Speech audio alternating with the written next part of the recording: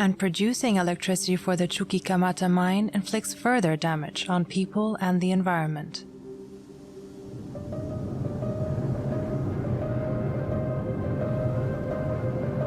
To assess the full extent of the problem, we're traveling almost 300 kilometers to the north.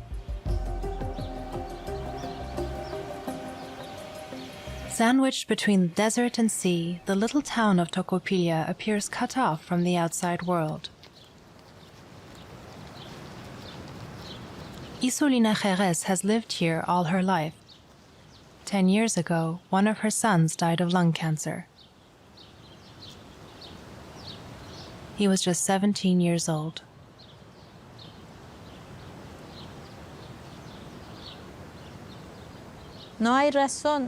As much as I've tried to find an explanation, I see no reason why my son, who never smoked and always led a healthy life, died at the age of just 17. He was very active and sporty. He was the healthiest of all my children.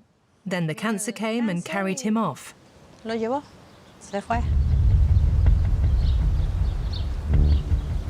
It's often difficult to breathe in Tocopilla. The cause of the problem? Producing power for the insatiable mine of Chuquicamata.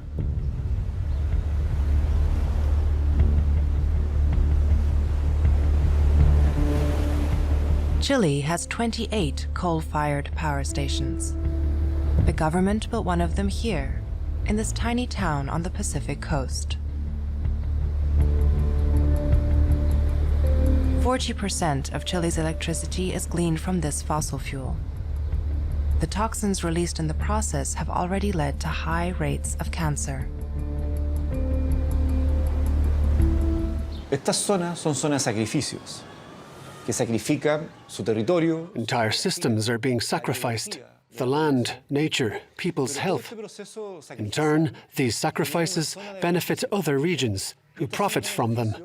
There, people can afford the luxury of cleaner, healthier, greener, and more renewable energy. But other people pay the price for that. Pero alguien tiene que pagar los costos. There's copper here, but no coal. That's brought from many thousands of kilometers away.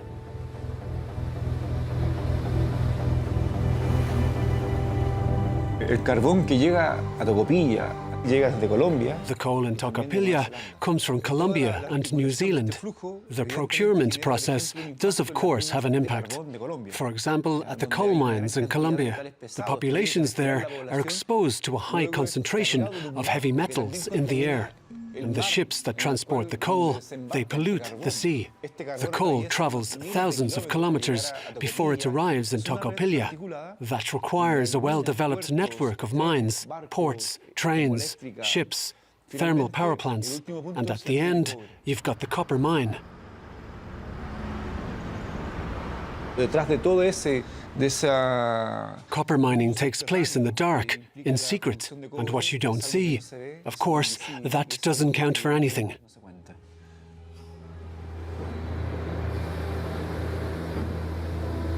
But the company that runs the coal-fired power station in Tocopilla claims green credentials. The multinational has even declared itself world market leader for CO2-free technologies. The company in question is Engie, based in France.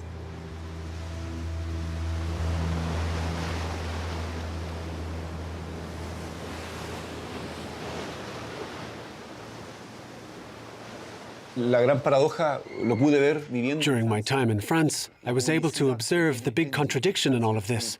There, Engie presents itself as a clean company, promoting renewables and always prioritizing sustainability. But this sustainability in Europe, particularly in France, has a very dark side: electricity production. To be able to generate electricity in Chile, the French energy company operates 6 coal-fired power plants there. A 7th has been under construction since 2015.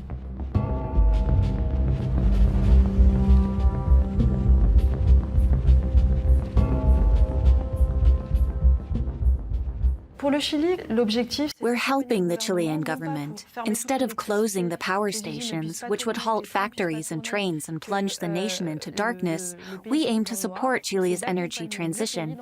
It's about finding the right moment for the construction of new plants in the renewable sector. We're working a great deal with solar and wind power, and we'd like to support the government in this conversion.